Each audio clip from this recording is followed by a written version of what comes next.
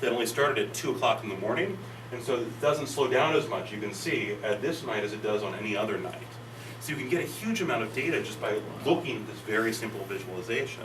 So this is the kind of really cool thing you can start to develop when we call it like internet scale problems. That is, if you have all the data in the world, it's very hard to pull all the information from it. That is to track every single user at every single point. This is actually 176,000 check-ins over 5 days. It's a huge amount of data, especially from only about 5,000 people. These are people obsessed with these networks.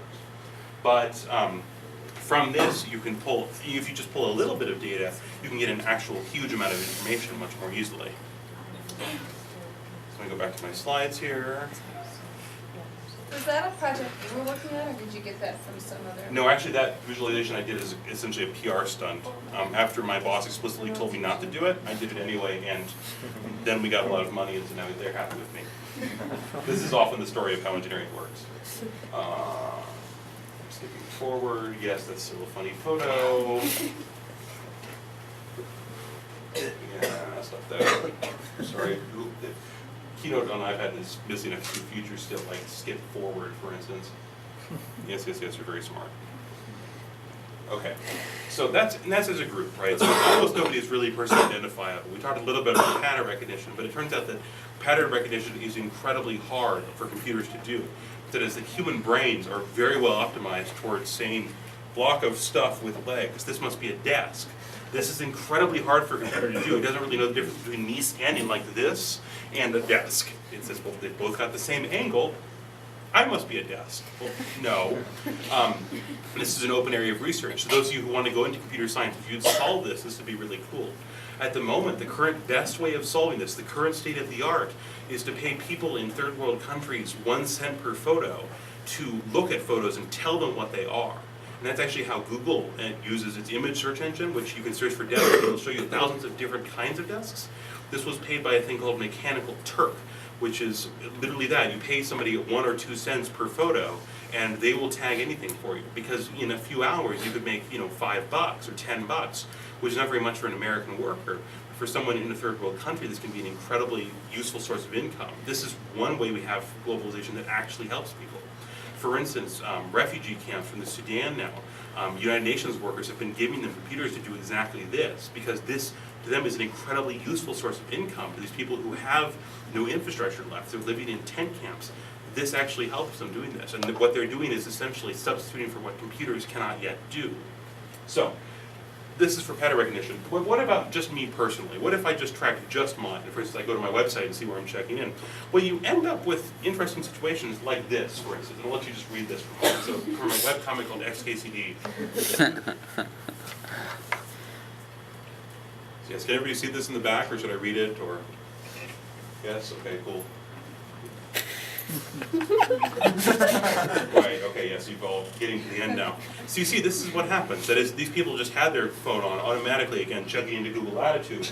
And so if you go to 2 adult toy stores, followed by a Fry's Electronics, which is a big, it's like Best Buy on steroids, and then a Power Tool Emporium, and then Home for 10 Minutes, followed by the Hospital Burn Board, you'll, as a human, will be able to draw a very interesting story that connects power tools to burn boards to sex toy shops. Whereas, this thing, there's nothing inherently privacy lossing about this, right? They went to an adult store. We're adults, we can go to adult stores. They went to a Power Tool Emporium, and then they went to the burn board. They could have been visiting a friend, but it might be really funny if they weren't. So again, this is what happens if we have the individual scale. We have the internet scale, where we can tell interesting things about huge groups of people. But the nature of these location services is, it isn't just I'm at lat long.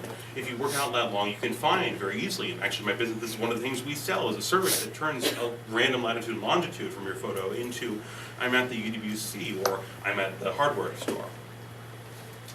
Something else that's very interesting is this website that launched a couple months ago called pleaserobme.com, which was an interesting point. It was people, so one of the things that you can do on Foursquare or all of these other location networks is you can have it automatically post to Twitter. I'm at the UWC, or I'm at a rock concert, or I'm at a bar, or I'm at a coffee shop, come meet up with me. This is great, right? Because then your friends can see, even if your friends aren't friends with you on Foursquare, they might subscribe to your Twitter feed, and they'll say, hey, I feel like a cup of coffee, I'll go have coffee with Joe. And that's wonderful, right? Except that someone made a very simple analysis, which is this. if I'm at Joe's coffee shop, I'm not at home. And I've just told the whole world I'm not at home. And so something that I've always thought was an amusing thing is that we take these huge precautions that in the United States they sell devices that you can plug your lights into that will turn your lights on outside of normal business hours so that people assume that you've come home even when you're on a vacation. So you've got all this, you spent all these money on these little timer things, and now you go online and you say, hey, I'm at Deco Lounge, or I'm at the Residence, I don't know what that is, or I'm at a sports bar. Well, now any criminal who uses a computer and is fairly good at it can find your address from something like Flickr when I uploaded my cat photo and say, hey, he's at the UWC, his home filled with valuable electronics is currently guarded by 2 cats who are probably asleep. I will go rob his house. And people were furious about this. How could you put up such a website? What a terrible criminal you are. But again, they were just pointing out, hey, this data is already public. People are publishing this to public Twitter feeds. All we did was just look for, I'm at X. And then anytime it's I'm at X, we pulled that out of the public Twitter feed and put it on pleaserobme.com. It was brilliant. A few lawsuits were filed, but ultimately they've been dropped. The site has actually been shut down now. This is a screenshot from a couple months ago. Because just honestly, everybody was just petrified of the consequences of this.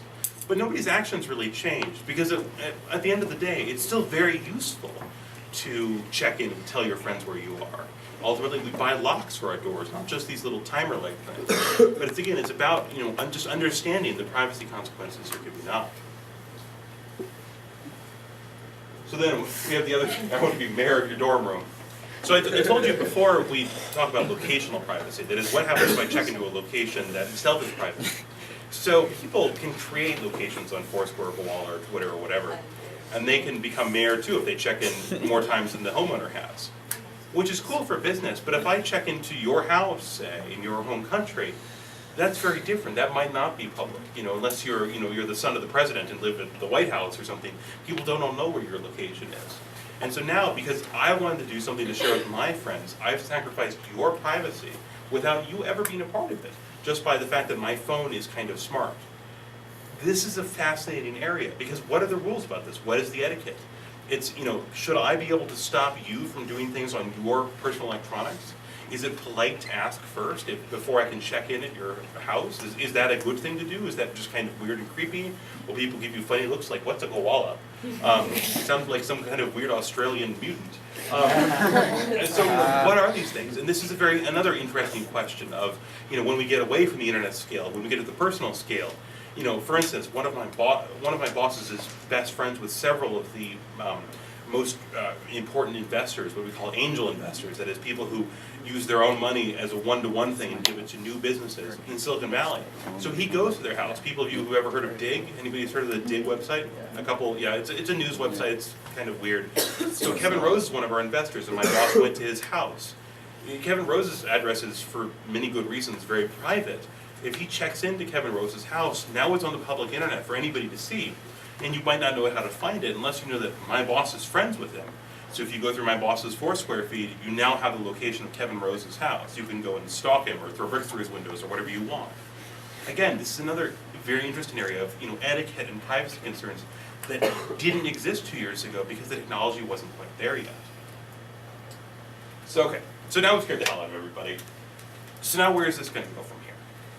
And this is, I think, where things get really interesting. So first of all, we have technology. And this, honestly, this guy is a nerd even among nerds. This guy's name is Steve Mann.